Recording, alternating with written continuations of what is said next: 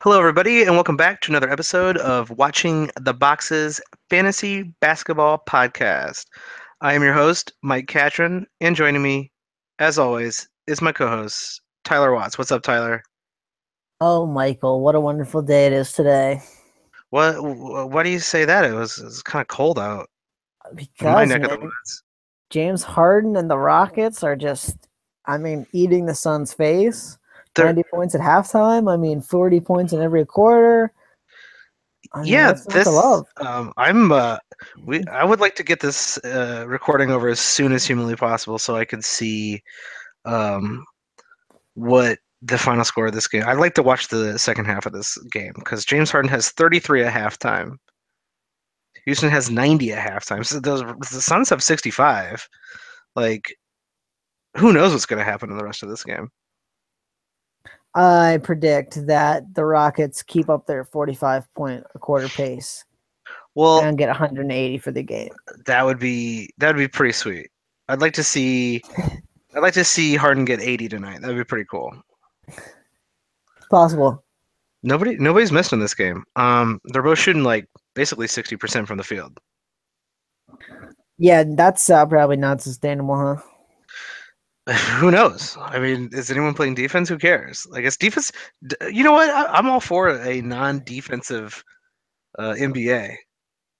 Like, I don't know, man. Those All-Star games get kind of brutal to watch, and they just like let the dude dunk it 100 times. I don't know. I think I'm an outlier, but I love watching the actual All-Star game every year. It's fun to watch just because, there's some crazy displays of athleticism, but at the same time, like, at some point, I want someone to try to guard somebody. Yeah, I wish they would make them play for something or money or I don't know, because that way, if it's close in the fourth quarter, they'd actually go at each other, and you'd really see what it's like to two All-Star teams. But I guess you really see what happens when you get one All-Star team together with the Warriors, and you know, Oh, like man. it's kind of it's pretty exciting, but it's a bit unfair. Yeah. So speaking of this Rockets Suns game, I know it's only at halftime here, but tonight was the return of Chris Paul, and there was actually a lot of returns of people around the league in the last few days. But let's talk about Chris Paul at this might be a skewed game considering there's 90 freaking points at halftime. So we could pretend that this is the end of the game, which would be, a semi-normal game. Actually, they probably scored more than 90 points in a full game. But Chris Paul, he's only played 10 minutes in the first half. I think it's going to be a very slow return for Chris Paul. They're not going to force him into anything. And like I said, this is a weird game, but 8 points and 8 assists at half with two steals and a three-pointer. I think everybody who was diligent and waited and just kept Chris Paul hanging around at the end of their bench, I think they're all going to be rewarded with a very productive Chris Paul.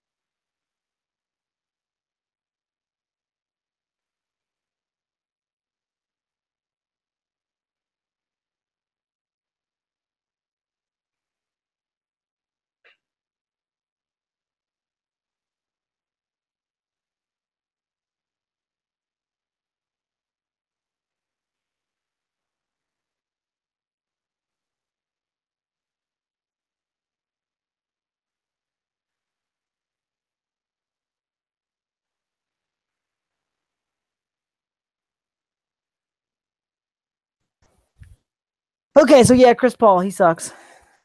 So yeah, we'll just pick up. So yeah, I think people who waited on Chris Paul will be rewarded.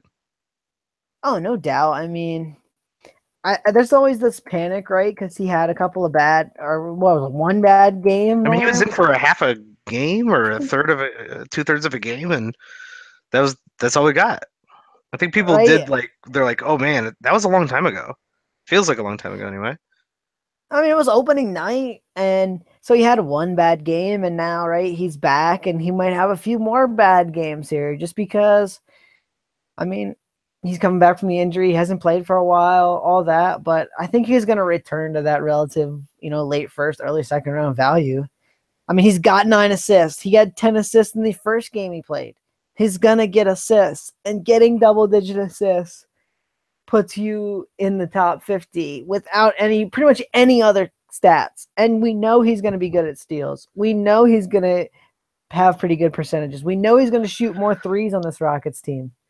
So I Yeah, think Chris Paul is going to be it's fine. the same diagnosis that we gave at the beginning of the year. I think still holds up.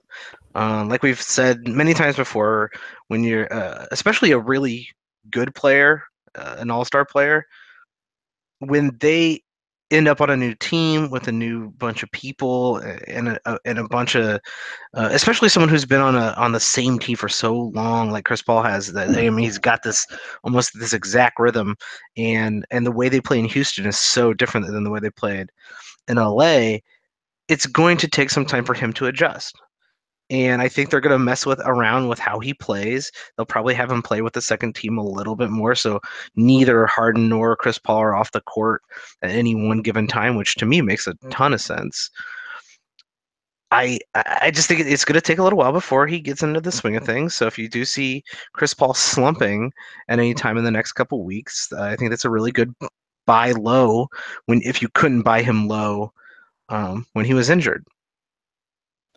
Oh, I'm with you there. I actually was just consulting someone to make a trade for Chris Paul for LaMarcus Aldridge straight up, and that went through just a few days Oh yeah, ago. And it's like, okay, 100%. LaMarcus Aldridge has been great this season, but I mean, isn't Chris Paul going to be better than even LaMarcus Aldridge has played so far this year? Like, I Like think that's definitely the case. So, yeah, like 10 out of 10 times, I think. yeah, so I mean, that's definitely somebody, right? That if you can even still, right, if he has a couple bad games here and you can buy him low, I'd do it. I think he's going to be good. I guess the biggest concern for me, and it's really not that big of a concern, is that he maybe gets injured again. I mean, he's getting up there in age, but I'm really not any more concerned about him getting injured than anybody else, really. Yeah, I'm not aggressively worried about that at all. I think there was a reason it took him a little while to come back, and it was so he would be healthy when he did come back. Um, I got someone I'd like to ask you about, uh-oh. and this is a man. I don't know that we advise too many people to take, but it's a big name point guard. It's Mike Conley. Any concerns on Mike Conley for the rest of the season? Yeah, I mean, I think that's a fairly good question that's been coming up a lot. I've seen on fantasy basketball Twitter or wherever you're looking at different fantasy people on the fancy basketball, fancy b-ball subreddit are talking a lot about Mike Conley. I think it's to me is a buy low right now. I mean, Mike Conley has struggled to start the season, and you have to wonder, this left Achilles that is keeping him out right now, was that lingering for the beginning part of this season? Oh, I think it definitely was. But the worrisome thing for me is that is the injury that ended his season 2 seasons ago, where he kind of just like shut it down with like a month to go. And then he missed a few games last year with like Achilles soreness. And now he's missing more time, right? He's missed the last 2 games, right? And he's out for another game. Missed the last game, out for 2 more games. I'm sorry. Um, I I guess I am a little bit worried simply because of his history, and these seasons that happen to just kind of be lost to, or at least portions of his season lost to injury. But he's Mike Conley. I still think he's an incredibly good basketball player. His shot has been just kind of it's a small sample size still. It's a small My sample size alert, but he's been shooting 38% on the season, and then the last week is even worse, and that has to be due to the injury because he's usually over 43% shooter. here, here's what I'll say about Mike. I will buy extremely low. Yeah, If I have him, I'll hold him.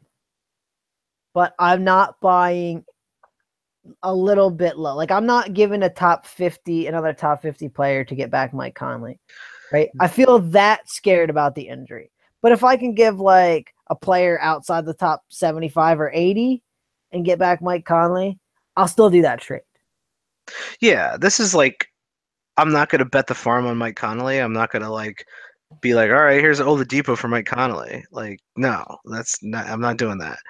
So But if you go look at was it 2 seasons ago where he had this was bothering him?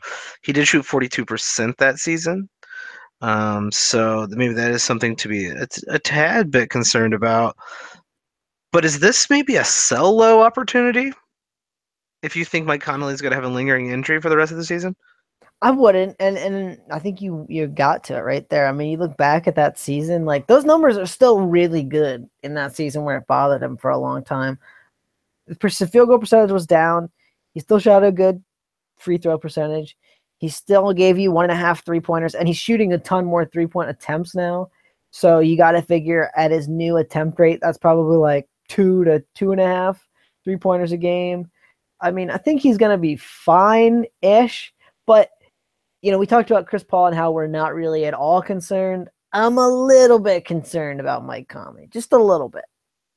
Yeah, so am I. I think if you can move Mike Conley for someone who's as good or a little bit, I mean, better, who's struggling right now, Here's one I'll give you. go right ahead. But there's not much value you're going to get out of someone who's hurt and struggling. I'll throw you a couple, and we'll see where you end up. So let's Sure. say you have Mike Conley. How's that sound? Okay. Sounds a And, little depressing right now, but I've owned Mike Conley many a times. and you can trade for Mr. Robert Covington. Ooh, that's a fairly good man. That's a really, really tough one, especially since I love beautiful Bob Bobby Covington. just got paid, man. Bobby just got paid, son. About time. Did you see there was the largest single season increase in a person's salary? Really And they upped it to 16. good for them. I mean, Covington deserves it. Covington's Yep. been And Bob's been all on but fire. murdering people. What I'm worried about is we saw this last year, except for it was reversed. If you remember, he stunk at the beginning and then had a run like he's having now toward the end. So I'm a little bit concerned that flops around and he's kind of bad for a while at some point. But this team is completely different at this point. And I he's think a so lot. more I think a open. lot of what Covington struggled with was when the basically he had to carry that team, and he's just not the type of player who puts a team on his back. Joel Embiid is. Ben Simmons looks like he could be. And I think it's great for Robert Covington that he does not have to be the best player on the floor every night. Fact, but he is not going to shoot 50% on 3-pointers, which he's doing right now. Certainly, I think he's down for. He could be on the downswing. I'm still gonna. I think I'm gonna. I'd rather keep Mike Conley, but I think it's pretty damn close. If I really needed some of the stuff that Covington gives me, like threes and steals, I'd make that move. How about another struggling player, Mr. Miles Turner? I'd rather have Miles Turner. I think Miles Yeah, Turner me is too, really good. by a lot. How about a man having a semi-breakout season, Mr. Clint Capella? Ooh. Um, let's pivot real quick. Is Clint Capella for real? And I think, I mean, I guess that's what you're basically asking me. But oh man, I don't think I would trade Mike Conley for Clint Capella, but I do think Clint Capella is this good. Fact. I do too. I think Clint Capella is this good. I think if I'm more worried than I'm worried. So if my let's say my light's kind of yellow, if mine's orange or red in the Mike Conley worry scale, I think I would make that move for Clint Capella. Yeah, if you're like, screw you, Mike Conley, you screwed me over a couple years ago, you gotta go. Then go ahead, do it. All right, how about Devin Booker? Booker's getting more assists now. Oh man, that's another. I think that's another good one. Mike Conley is an interesting guy, huh? Devin Booker. If I lacked a hard or a good um, point scorer and I really needed one, I think I make that trade because Devin Booker is being a little bit more versatile with his game. He is not just a pure scorer, and I think this could be the year that he just kind of. I think how a very Bradley Beal esque kind of rise where he's kind of figuring it out, looks like he's got it figured out, and then all of a sudden he's great. And Mike Connolly is not on that trajectory. He is on the down trajectory overall. Yeah, give me Devin Booker, just more upside. Feel a little safer with him. Don't no reason to think he's gonna get hurt at all. Give me Devin Booker in that. Just feeling good about Devin Booker right now. Yeah, I'm with you there. So yeah, I actually want to. I know we went on a little bit of a Mike Connolly segue, which I think is super appropriate because I don't really know what to do with him. Let's talk about another point guard who just came back, and we talked about this guy last time. But Rondo on the Pelicans, he actually played 14 minutes. What's with this minutes restriction? How long is this going to last? Well, I mean, I don't think this is like super uncommon. Now, the one that was weird was that first game. We don't often see that. We often just Six see them minutes. hold. Yeah, we just often see the team hold him out until he can play like 15. He only played in the first half, right? I think we're gonna see this for probably another 2 to 3 weeks of him until he gets all the way up to 30 minutes a game. I think it's gonna go like 15 for a game or two more maybe, and then we'll get up to 20, and then 25, and then 30. We got to remember this guy didn't get much time at all in the preseason, and he played 7 minutes in a preseason game after his 31 minutes against the Bulls. So, he didn't get a lot of preseason action, and I think this is kind of we're giving him preseason during the regular season. He does have Yeah, 10 assists in 2 games though, and he's played a total of 19 minutes. yeah, and I think that's right there when you think about what Rondo did with Boogie when it was just Boogie in Sacramento. His assists were up, and now that you have AD and Boogie out on the floor, if they're going to play Rondo with those two and he's going to start, and even if he's playing, streaming wise, I think you should be picking up Rondo if you need assists every single time. But once he's playing, if he's playing 25 plus minutes a game, I mean, we could see. Do you think we could see double digit assists a game? I don't think it's out of the question. If would I place a large money wager on that? Probably not. But I mean, I don't think it's out of the question. If you look back at Rondo's career, right, he had 11 and a half in that season in Sacramento. He's had a bunch of seasons where he's gotten over 10. Yeah, Um, if I he think gets 32 minutes, he often gets 10 assists. I think it could happen. And so the question is, how much do they play him, right? And how much does it hurt Drew Holiday's value? We talked a lot about that in the preseason, and we were both on board that I think it hurts Drew Holiday's value quite a bit, making him kind of an off-ball guard. Because Rondo dominates the ball. Rondo's not like some point guards who shares it, right? Like, okay, I'm the primary ball handler, but you're the secondary ball handler. Rondo's climbed to the primary, secondary, and sometimes tertiary ball handler. Like he just takes them all. Yeah, he's And not. He's gonna pound the paint, like, or he's gonna pound the. I guess the pavement. Is that the proper phrase? I think it's pavement, isn't it? I think. Yeah, I think you're right. Um, But yeah, Rondo's is gonna take the full point guard responsibilities on this team, if given the chance. And I think he's gonna be given the chance because I don't think they signed him to hang out on the bench with Etwan Moore. yeah, no, not at all. And I think that this starting five is going to be one of the more interesting units because you got DeMarcus Cousins who likes to handle the ball a little bit. You got Drew Holiday, who's obviously been a point guard for a long time. You got Anthony Davis, who may be one of the most skilled players in the NBA period. And then you'll have Rondo hogging the ball. So does that work out, right? Are those other three players, can they coexist with Rondo? Yeah, I get if he's giving him the ball, I don't think Boogie will mind. But we'll see. We'll see how that goes. Let's talk about another player who came back in his first game back. Nick Batum against the Cavaliers. A little bit of First question. yeah. Crap move by the Hornets training staff. Yes, no. For what? To say he's going to play 20 minutes and then let him play 32. Was that a mistake? Um, I don't think so because I don't think Nick Batum would be playing 32 minutes if something was lingering.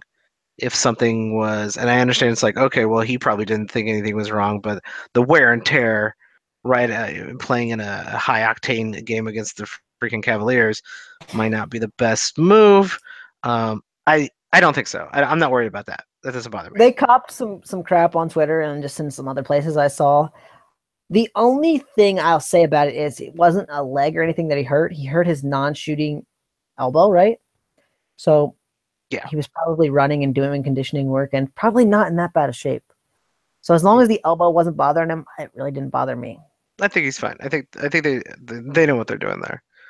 It's not the worst training staff in the NBA. There's plenty of other teams who are trying to get that moniker.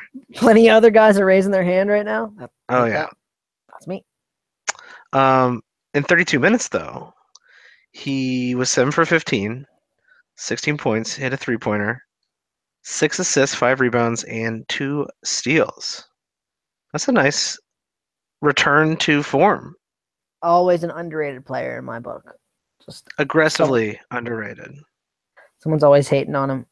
Yeah, no reason to think his line does not look very similar to his other 2 years in Charlotte. And I actually think he might even be able to shoot a little bit better than he shot in those 2 seasons. So Yeah, you hope so. And Jeremy Lamb sent to the bench, 22 minutes. Malik Monk only 9 minutes. even worth owning Jeremy Lamb going No, forward. No, I not in a don't think standard so league. either. Standard league, 12-team league, nah. I'm not interested. Jeremy Lamb, semi one-dimensional. Not terribly interested in owning him, even when he was starting. But now that Nick Batum is back, no thanks. Yeah, he played 22 minutes, and if anything, Batum is going to play more than 32 minutes, not less. So yeah, see you, Jeremy. It was fun. It was fun while it lasted, brother. Yeah, have fun. Hanging out on the bench. Actually, 22 minutes a game. Whatever. That's not terrible. Yeah, but I think that Batum probably gets 3 more minutes, so it's probably like the 18, 19, 20 he's been playing for the last couple of seasons. I mean, I don't see any reason why they changed that. So I want to ask you a question about a highly anticipated. Actually, there was a highly anticipated game tonight, the Boston Golden State game, which Boston took it, man. Boston ended up winning that one. But there's some players in that one I want to talk about. But first, I want to talk about the more highly anticipated game, the Sixers versus the Lakers the other night. Oh man, I thought it was going to be draft.com. I was excited to hear about that. Oh no. Well, if you're doing draft.com the other night, you could have drafted basically the entire starting lineup for the 76ers. And if you did draft.com this evening, you definitely should have drafted the entire starting lineup for the Houston Rockets because they had 90 freaking points at halftime. I think you're going to be pretty well off there.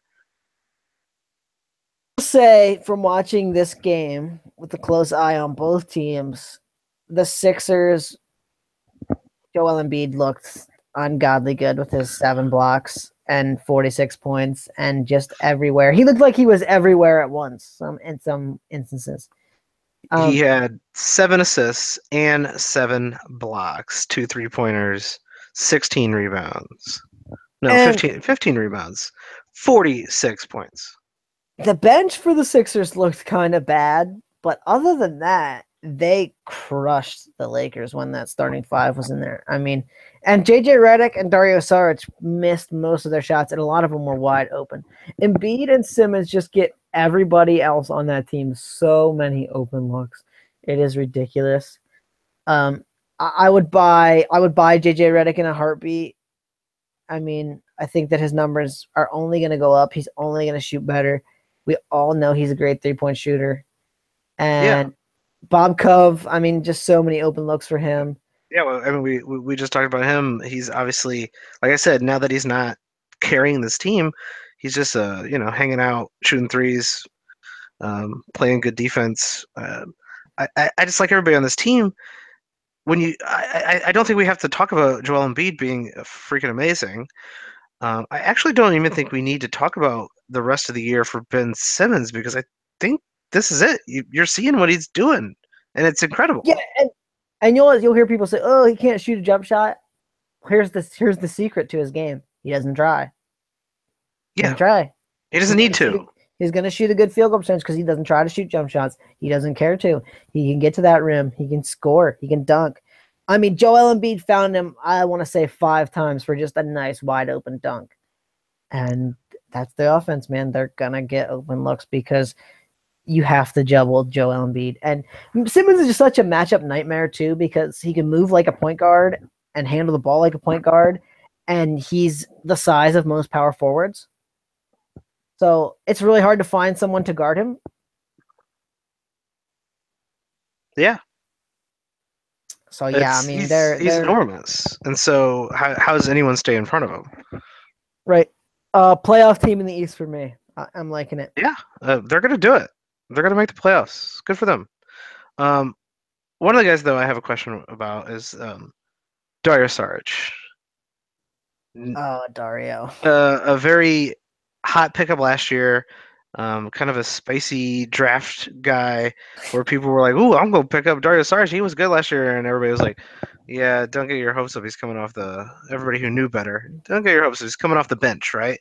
But even off the bench, he should have been, not terribly bad. He's starting. He played 33 minutes in this game. Yeah, he had a bad game, but if he's back to playing some 30 some minutes a game, is he worth owning in standard leagues? I think so. I mean, I think he's kind of a back end guy, but in 32 minutes, he's gonna get production. I mean, I mentioned that they got a lot of open shots. He's not gonna shoot a good field goal percentage. He's just not. He's gonna get you threes though. The free throw percentage is gonna be so. I expect like 5.5 rebounds. He can probably get 2 assists a game. The thing is, he's not going to get a ton of blocks and steals, I don't think. He just isn't super locked in defensively. And he's probably going to get you like 10 or 11, 12 points. So, I mean, it's not sexy production, but he's just going to do a little bit in every category. And the point 0.6 or point 0.7 steals and the point 0.6 or point 0.7 blocks plus the threes, I mean, I think he's probably kind of in that. I'm holding him. I'm maybe dropping him if something really juicy comes up and then picking him back up, that kind of area. See, I don't think I'm fully on board. He does some really interesting stuff, getting rebounds, hitting threes, but I don't think I'm fully on board in making him a someone who I put on the end of my bench. I guess if I'm in a full 12 team league, I can you can make that argument, right? With him starting and playing 30 some minutes, but he's going to be inconsistent. I think a lot of people get hung up on what he did last year when he was just balling out of his mind. And what is never going to happen, right, is when he was balling last year, he was basically running the team. He was given the ball. He was been told to just do everything, do whatever you want, and he went out there and played fantastic. He's never going to get that opportunity as long as Simmons and Embiid are both healthy. And Well, as a side player, he's pretty good and has some. He had a good night the other, against Utah, right? He's going to have some pretty good nights, but he's not going to be consistently that's great. it. That's where he gets the opportunities. And if he's on your waiver wire, that is, you definitely pick him up in those nights. What happened in that game against Utah, Mike? Was it the game Embiid did not play? Yes, Joel Embiid had to sit out, remember, because they went to the West Coast and for some reason he needed to rest by Philadelphia's medical staff. I don't know what the reason was. I didn't understand that. But those are the games, because in those games, okay, he shares the ball with Simmons at the beginning, but he gets some time on the court where they just say, all right, Dario, you're ball, man. You're the guy here. And he's good in that role, especially for fantasy, right? He can produce some really relevant stats. They have two back-to-backs coming up, two sets of back-to-backs coming up here in the next few weeks. I'm assuming Joel Embiid sits out two of those games, and those are two you definitely want Sarge for, because Sarge will be really good for fantasy. Yeah, those will be really good nights to grab him and put him on your roster. Almost worth it. Like I said, in 12 team, almost worth it to have him on the end of the bench with those I two would. back to backs. Maybe just pick him up for the whole week. I mean, I would hold him even, he's going to be inconsistent, like you said, but he has the upside to produce some crazy good games when he's the one who gets hot and the other team keeps leaving him open and he's knocking down his 3-pointers and getting to the rim and scoring. They're really good at sharing the ball in Philly. I mean, they seem very unselfish team right now. And I mean, you can tell by the freaking 30 assists they got in that game against the Lakers. And I mean, I just really think that he could have some games where he bubbles up, and then he's going to have some games like he had against the Lakers where it's 7 points and 6 rebounds and 3 blocks on bad shooting. I guess I'm willing to take that chance, right? If he hits a few more shots, gets a few more threes, that's not really that terrible of a night. Let's talk about the Lakers. The Lakers are still a weird team. At least their rotation is somewhat more consistent at this point. Julius Randle is coming off the bench and playing. He played 30 minutes in this game, but playing the backup big role, and he's playing better in this backup role than the starting role. But Kyle Kuzma is still starting. Looks really good just as a basketball player in general. And I have a riddle that I'd like to riddle. hypothesize to you. What is this? An episode of Batman the animated series? Like what? Like what is this? I don't know, but this bothers me about the Lakers. Okay, so their starting five. One would think those would be your 5 best players, because the other team's probably starting their 5 best players. You would assume. But then, in almost every single game, Mike, the Lakers close the game, which again, you would think you'd want perhaps your 5 best players on the court. Certainly would. They close the game with Kyle Kuzma, Brandon Ingram, and Kentavious Caldwell-Pope, 3 of their starters, but then always Julius Randle and Jordan Clarkson. Very strange. Always very confused by this, because if Brook Lopez and Lonzo Ball are your 2 best players, which was what many people said heading into the season, and I still think Brook Lopez is probably their best player. As strange as that sounds. He definitely is. I don't think it's a question. Yet those 2 guys are the guys who sit, and Clarkson and Randall come in and play. And I'll be the first one to admit, I don't hate this Julius Clarkson, Kentavious Caldwell-Pope backcourt, in the sense that Clarkson can kind of do it all on offense, and then he's a terrible defender, and Caldwell-Pope can kind of lock down on defense, and it kind of gives them a good little mix there. And I don't necessarily hate that lineup. I just don't understand why they don't start it and play it more, or why Brook Lopez can never seem to get minutes. Like, well, I think it's one of those things, right? Brooke Lopez is the big name. You want him to start. You want to play in big minutes, and you want to close with your squad that you actually might be running with more than a year, right? Like, But the future is not Brooke Lopez. everybody keeps saying they're not bringing back Randall. So like, is he the future? I I think they're trying to figure that out. And that's my point. Is like they don't have their draft pick, so they're not actively trying to lose games. They do not have their draft pick this year. So what's the point Correct. in losing? So I don't understand why Brook Lopez doesn't play more. Like you guys might as well try to win. Like he's got to be your best player. He has to be. I don't know. They're in the West. You think they're smart enough to know, like, even if they try to win, they're not going to win. So they're still, even though you don't have a draft pick, the most important thing here is to try to develop your young players and to see what you have talent wise. Therefore, Julius Randle, let's get him out there. And I don't hate them playing Julius Randle. I mean, don't get me wrong about that. I think they know what he is, though. I mean, they've had him for how many years now? I mean, right? That rookie contract's Too coming. many. It's coming up to the end. I mean, they know what they've got. At least they should. Yeah, they should be pretty aware of the player he could be, though. He didn't he completely miss that first year Yeah, he with a bad played injury? like about 5 minutes, and then he busted that leg, and yeah, didn't play at all. It He was played, not and pretty. that counted as his rookie season. And I mean, it was. I think in the first quarter he broke it. Yeah, that was brutal. So yeah, this team is just weird, man. They're weird. They're weird. They're a weird. They're a weird bunch. They're weird. Let's just go really really quickly through this team. Like, Randall, probably. I mean, probably worth rostering in a 12 team league. I'm not really sure, just because he it's not seems if he's going to be playing more Well, minutes like he has he got been, I the guess, right? he got the 30 against Philly, but here's the weird part. A lot of times he closes games, but he only plays like less than 20 minutes or Yeah, it's 23 very minutes. strange. But yet he's out there at the end, and it's like, what the hell? Like, if he's that good enough to close the damn game, how is he not good enough to get more than 20 minutes a night? Like, it doesn't make any sense. I have no idea. I have no idea. Kyle Kuzma, though, probably worth rostering as well.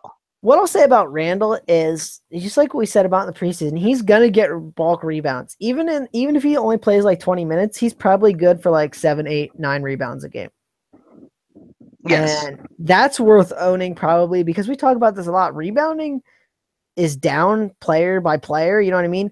The thing that kills you owning Randall is he gives you almost no defensive stats. So he's going to give you, if he's only playing like 20 minutes a game, he's going to give you like 8 to 10 points and like 7 to 9 rebounds.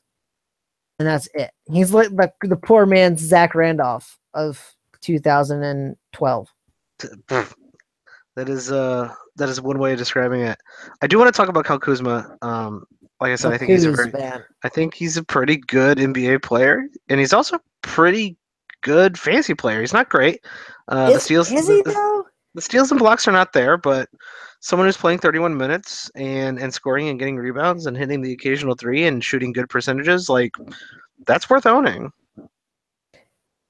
Do the percentages keep up, Michael? That is my See, I question. don't. That There's no sample size. the $1 million question, There's right? no sample size to go off of, so I'm willing to ride that train until it falls off, right?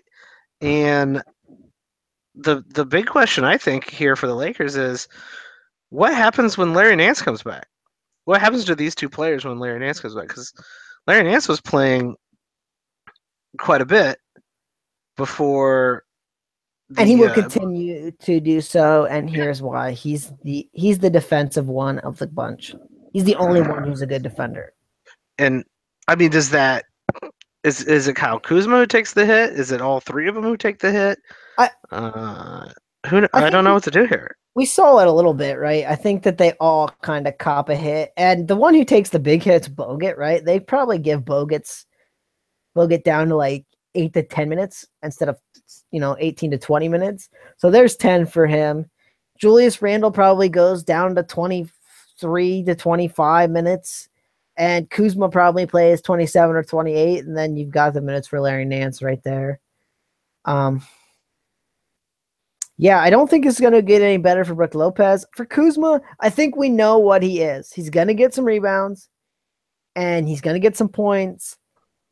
The percentages are still a question mark to me. He's shooting great percentages right now. I don't know if that holds up. But if you need rebounds and points, I mean, it's the Julius Randle, but a better version this year. Not quite as many rebounds, but it's going to be a lot more points. I'd rather have Kuzma than Randle. So rest of year though, do you think Kuzma stays in the top one? It finishes in the top 100. No. Do you think he's going to be able to? Should he be owned at the end of the year for majority of the year? How about that? Should he be owned in a standard league? I mean, Standard league. do you own a person who scores 13 points with 6 rebounds? That 13 depends with on nothing else other than maybe good percentages? I mean, if you if do, then yeah. If not, then no. if he feels like a borderline a borderline standard league player.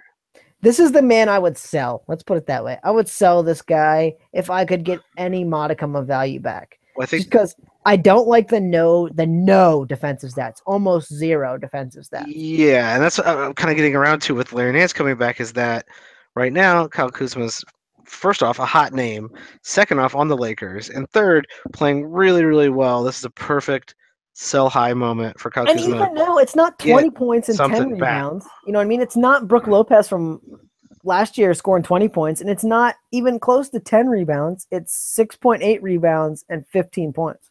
Like, it's still not really that good. It's fine. It's fine, but Perfect, it's not top perfectly 100 fine.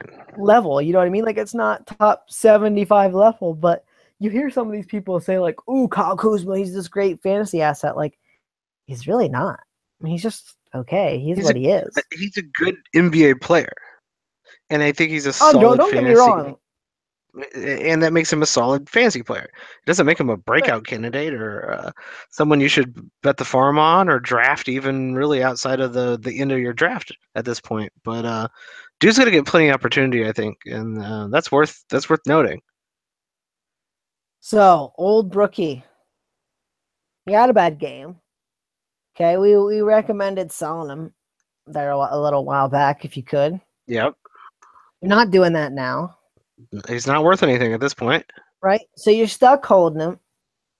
So I'm just interested to see where you think old Brook Lopez ends up at the end of the season. Is he even a top 100 player at this point? Like, I mean, I think we're seeing that it's not going to be a ton of minutes. Unless the Lakers just like almost decide to not even play him, right? Like just not even bother to play him 20. He's playing 24 minutes a game. If they decide to not even play him 24 minutes a game, then no. But if he's playing 24 minutes or more on a consistent basis, I still think Brook Lopez is a top 100 player. He's good enough. I mean, he just does enough across the board to be relevant. But man, like this is a brutal hit if you drafted him wherever you probably drafted him. It's a brutal hit, and I just don't see him sneaking into the top 50 at all. And I just don't think they want to play him. Here's a crazy trade you can make. More value the rest of the season, Kyle Kuzma or Brook Lopez? Probably Brook Lopez, in my opinion. I think it is by far. I mean, I don't think he's going to play less than 24 minutes a game, right? I don't think Kyle Kuzma is going to get more than 31 minutes a game, especially once Larry Nance comes back. And the numbers are pretty similar. Kyle Kuzma is shooting a better field goal percentage, but Brook Lopez is giving you 1.5 blocks and half a steal. That alone makes him more valuable than Kyle Kuzma to me. So probably a trade you could make. And Brook Lopez is the more valuable fantasy player. He just is. I would definitely try to make that trade. And so, I mean, there's something that's just an idea, right? What about who? Let's play a little. Who would you trade for Brook Lopez? Kind of deal. Who would you trade for Brook Lopez?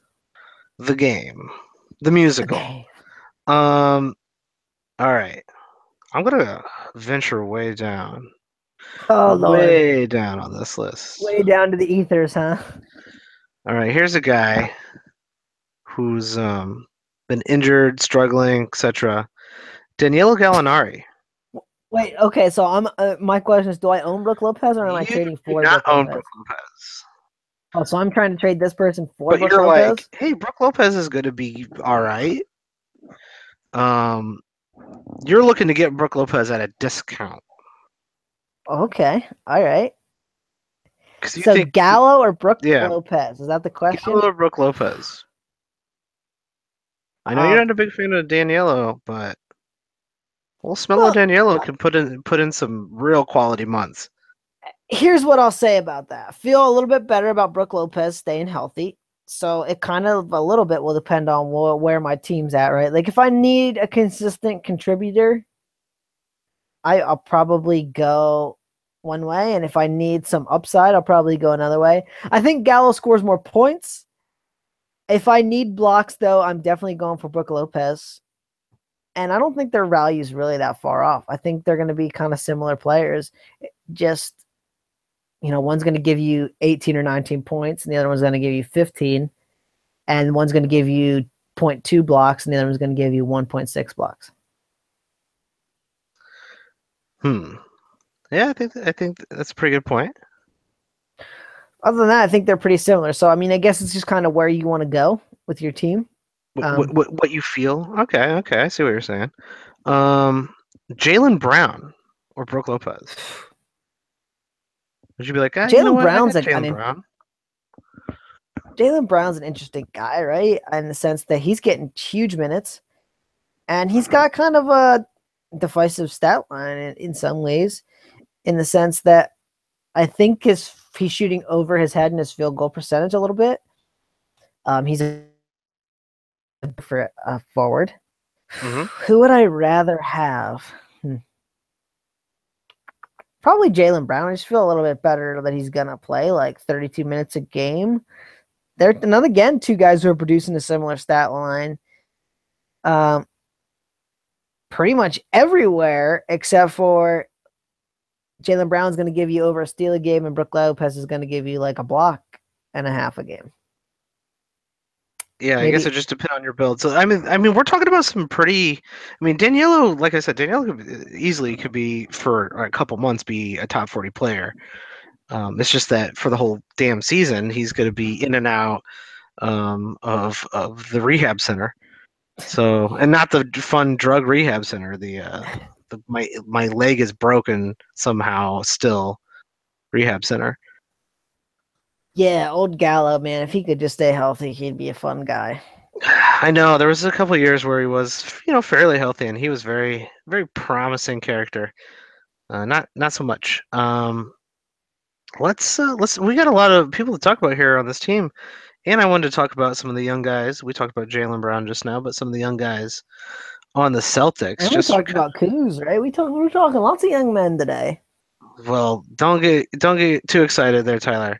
But I do want to talk about someone who kind of impressed a lot of people in this game, and that is Brandon Ingram.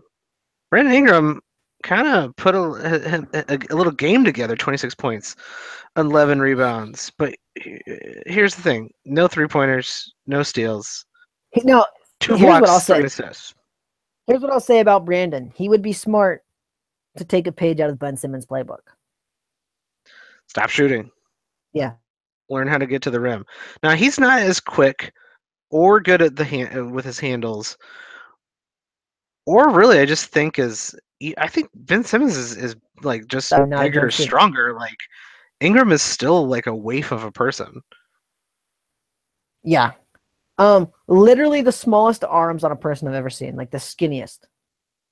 Yeah, everyone wants to compare him to young Durant, but like first off, young Durant could shoot, and young Durant got bigger, and Ingram Yeah. still hasn't.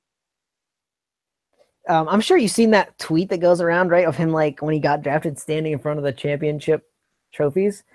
Just his arms don't look real in that picture, and then that's not photoshopped or anything. Like his arms are that small. Not a huge proponent of this guy for fantasy. He's another guy I think who gets the Lakers bump and is kind of overhyped. Yeah, I think we've talked about how we're not huge fans of Brandon Ingram, but if you're seeing kind of and I'm not saying this is happening right now. I think this was a fairly good game by Brandon Ingram, but I'm not jumping on the Ingram bandwagon by any means. But they're going to consistently at least give him 30 plus minutes a game, right? And so he's going to have plenty of opportunity. He could be a steal block three guy if he ever put everything together. I just don't think I don't think he it's could. going to happen. I don't think he could this season be a 3 guy. I just don't Yeah, think he could. the steal block could be He there. could be a steal block guy though. I will give you that. I just, his free throw percentage is still trash. He's put the occasional interesting game together. I mean, for the rest of the year, do you think he could be standard league relevant? Would you want to own him in a league, or is this just a stream uh, on the occasion? I mean, in the same way that some of these other guys we're talking about are, right? Like, I think he'll probably score 14 points a game. I don't think the percentages are going to be good at all. Even the field goal, I think, goes down a little bit. I don't think he's 45. I think he's probably more like 42, 43. I mean, there are a lot of fringe young guys. But And the block and the steal make him more ownable. Like, I would hold Brandon Ingram, and I would think really, really hard about cutting him because he can maybe get me that block and steal a game, and we both know how important that can be. he's the more interesting fantasy player because of those tools, those 9cat tools. Yeah. The problem is he just doesn't have the full 9cat package, right? The threes aren't there. The free throw percentage is for some reason not good, and that has to change before he's more relevant than someone who's boring but consistent. He's interesting but not consistent, so that's a tough choice. I'm with you there. Let's move over to the Celtics. I did want to talk about some of the young guys on this team. It's just I don't know why we're doing a young guys only episode, but Young guys. here really. We have another podcast just called Young Guys Only, but it's very very different than this podcast. Um, Jaylen Brown, Jason Tatum, both starting obviously because of Hayward's injury, but both look really really good basketball players. Which one of these guys is the better own for the rest of the season? So we mocked old Danny Ainge. We And we did, and said I was Jason Tatum. unlike a lot of podcasts and unlike a lot of people, I will fully admit that I was wrong about Danny Ainge's approach to this draft. He was still a poor drafter in years past, but this draft has helped his reputation, and I was wrong about the move. I still don't know long term though that he's the best player in this draft, and we won't talk about that for today. So which guy would I rather own in between the two men? Rest of the season to these two young dudes. Jason Tatum, but he's shooting some percentages I don't think that'll hold. Interesting. Yeah. I thought you were going to go the other way around, and actually, I think I'm going to go the other way around. I think I'd rather have Jason Tatum. Or did you say Jason Tatum? I said Jason Tatum. I'm drunk. I'd rather have Jaylen Brown. I'd rather have Jaylen Brown, not Jason Tatum. Was that just a mind meld? Like you just tried to totally throw me all off my game by. I was looking at Jaylen. I was thinking about Jaylen Brown, like I usually do, and I was looking at Jason Tatum's name, and I was like, Jason Tatum, of course. No, I like Jaylen Brown more, and I think Jaylen Brown is, let's say Hayward his leg didn't completely break off and he was coming back in like 5 weeks. Jaylen Brown's going to start. Jason Tatum's going to move to the bench. Jason Tatum looks freaking fantastic. But I in a head-to-head league, I like Jaylen Brown more because of just his steals and his consistency out there. Now, see, and I'll be caution saying this is we don't really know, right? We have a very small sample size to go on any rookie still. So maybe the rookie's just hot. Maybe the rookie's just in a cold spell. The There's rookies not really enough still haven't. tape on him, Yeah, they right? haven't. Like no one's planned a defense around these guys. Right. So the rookies, I will say this about none of the rookies, right? If you're super worried about your rookie because he's shooting, I don't know, let's say less than 30%, and perhaps he's the point guard for the Lakers. Um, Hmm. or, or That's you the one rookie we didn't talk about. We're like, Lonzo Ball, screw that guy. or you're super stoked about your rookie because he's doing awesome things like Jason Tatum. Like we don't know what these rookies are quite yet. So I'll Yeah, couch anything I'm going to say about Jason Tatum with that. Jason Tatum is approaching a 1-1-1, which makes him super fantasy That's interesting. that's why I I want it. I just don't know if that's for real. And the blocks for a small forward look pretty good. And I think there may be a little more room for the steals to get close to Jaylen Brown's level. So if you're going to tell me I can get half a more block a game from Tatum and pretty close to one steal, which is really all that Jaylen Brown's getting you, and they're going to be similar in points and 3-pointers, I think I want Jason Tatum. Yeah, see, I think Now, those steals and blocks are a little fluky, and this is conjecture, right? This is it's the fact that there's not a ton of consistency night to night with steals and blocks, which makes me think like, oh, there could be a whole period of time where he doesn't do either one of those things, and then occasionally gets a steal here and a block there, versus Jaylen Brown, who I think is definitely worth his value in steals. and that's fair, right? Like I said, we don't really know where Jason Tatum's going to go yet. The one thing I'll say about rookies, though, and a lot of them, they usually start slow, and so we're talking in generalities now, obviously, and not every player conforms to that, right? Because it's not Yeah, 100% of the thing. But what if Jason Tatum gets better as the season goes on? That's a scary thought. that can certainly happen, right? And that's why it's worth definitely picking up. I think it's worth picking up and owning both of these guys, and I assume they are picked up and owned in standard leagues across the world. We're talking about global ownership here for Jason Tatum.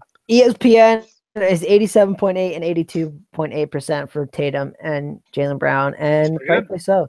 They should both be owned. They should both be held. They're both probably top 100 players. When you look at these two guys, right, and you compare them with the Lakers players that we talked about, and the Lakers players, obviously, there's a lot more of them to be had. Like, I like both of them more than I like any of those Lakers young guys that we talked about. With you there.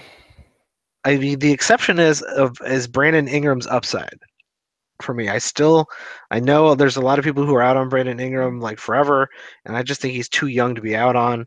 And if he can put it together, I'm willing to entertain the fact that he can put it together.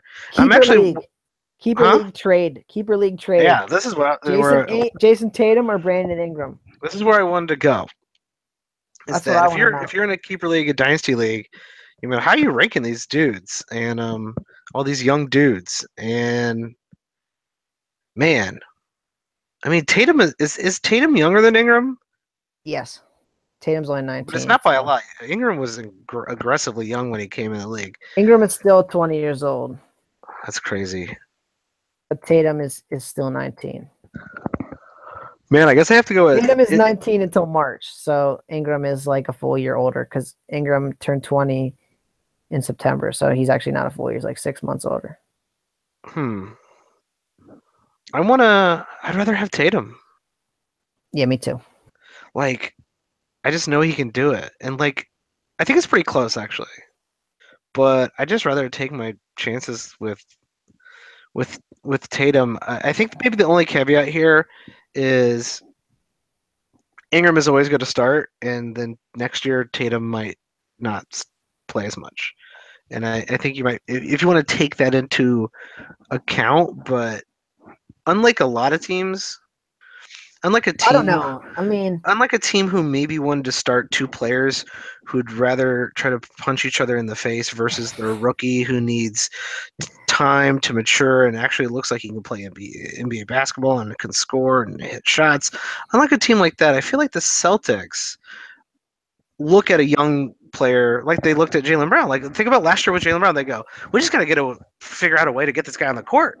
Well, and He's isn't he, good. And Tatum, they already know he's good, so they're going to figure out a way to get his ass on the court. and so it's going to be between Tatum and Brown, obviously, because I mean they're not going to start Marcus Morris next year, and this team could change a lot, just like it did this offseason. So we don't really know, but you got to figure they got Kyrie and Al Horford locked in, and Gordon Hayward if he's back to health. So I mean they still got 2 spots open.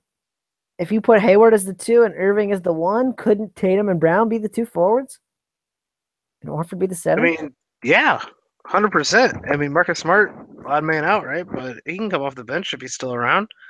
And he always says that he prefers to come off the bench. So I mean, I think that's a pretty solid like 6-man set there with Marcus Smart kind of coming off the bench, just being a crazy defensive, you know what? And then you still got Marcus Morris to come off the bench and, the rest of their squad here. And I mean, I think that's probably their best starting 5 going forward is Tatum, Brown, Horford, Irving, Gordon Hayward. I mean, man, what a Ainge really did it. He played. He had his cake and ate his other cake too, which is not the phrase, but it's basically what he did. He was like, "I'm gonna do whatever I want. I'm gonna have a contending team. I'm gonna go get another superstar." And I know Hayward broke all of his leg off, and it disappeared because it was so broken. But he did that, and he still has a crazy amount of draft picks, and he has all these young players that he could develop into another, group of people who keeps him contending. And that he did it. And props to Danny Ainge. Boston, whatever. I'm not gonna give props to that city, but Danny Ainge, good job. Danny Proud of did you. good. I'm proud of you. Danny did good. That's for certain. Or any of those other? I mean, is Kuzma in the talks for hey, keeper league Kuzma? No. I mean, just no defensive stats does not. What's the upside on a player who gets no defensive stats, right? It's like we talked about Julius Randle at the beginning of the season. Like, sure, you can work your way in the top 100 maybe, but that's pretty much yours. I mean, like, Would you rather keep Lonzo Ball than Kuzma and Randall? by far, just in the sense that I think Ball could get better. And I mean, we both know I don't think Lonzo can shoot, but I mean, if he's getting the Ben Simmons, right, where he can get to the rim and get some points and get you 6 rebounds and 7 assists already as a 20-year-old kid, I mean, the fantasy, he's really not that bad. His percentages are terrible, right? So if you're in a roto league, obviously that's not good, but 6.5 rebounds, 7 assists, almost a block a game, and over a steal. That all sounds pretty darn good. Yeah, right now he's like a post-injury Rondo, and he's gonna figure. The kid can play basketball, and we're Lonzo haters for sure. Like we're not fans of the whole, the stigma, the big ballers, all the other nonsense, right? But the kid can play basketball. He's good. He can't shoot right now, and I don't know if he's got the thing where it's in his brain, like in his head, or if that release is just so slow that like NBA players just eat it alive, or if it's a bit of both. But like the kid's Well, he's getting gotta open, play. and that's really what's concerning. And what I said, back when the draft was happening was I always bet on the free throw percentage. If the free throw percentage sucks, I don't think you're going to be a good field goal shooter in the NBA. That's pretty good. I like that. And that's kind of what's bearing out so far. Now, is he going to get better? Yes. Nobody shoots 30%. Right? He's shooting 30.3% from the field. Nobody does that. Nobody shoots 23% from 3-point range and keeps getting to shoot 3-pointers. So the numbers are going to improve, but I don't think he shoots 40 this season. So, I mean, they're going to be bad all year long. I'm with you there. I think that's it for tonight. Like we've been saying before in the past, if you like daily fantasy and you've been using draft.com, hopefully, when you sign up for draft.com, which is a fantastic uh, way to play daily sports, it's not the normal way to play daily sports. It's a snake draft that you do every single night, and we've been playing really well. And if you want to play against us, all you got to do, well, if you don't, even if you don't want to play against us, use the promo code boxes when you sign up for draft.com, and you will get a free game after you sign up with using our promo code boxes. And if you tweet at us with a screenshot of you doing this, we will make sure you play against us in a draft.com nightly draft. And you can take our money, but I'm warning you, we are really good. So we are going to take your money. And I do not feel bad about saying that. My favorite thing about it is it's 5-on-5, right? And it takes literally like 2 minutes to do the draft. So I'm not pouring over the DFS thing for 6 hours because I've got to know who's going to play 20 minutes for the random team who no one cares about.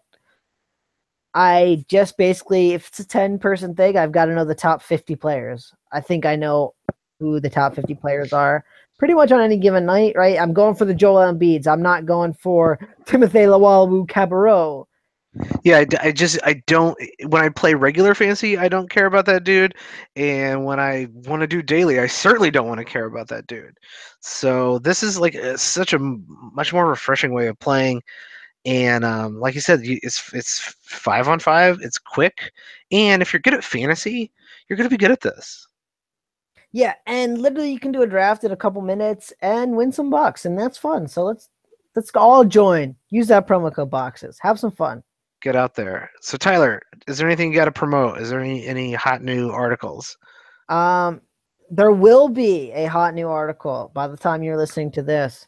It is a take on one Bobby Portis from the Bulls, and I Oh, was teasing it for Mike. It is a hashtag basketball article, and Mike Mike's a man who's a big fan of Bobby, so listen, Bobby Portis is I a want you trash all to check it person. out. He isn't. Bobby Portis is not good at basketball.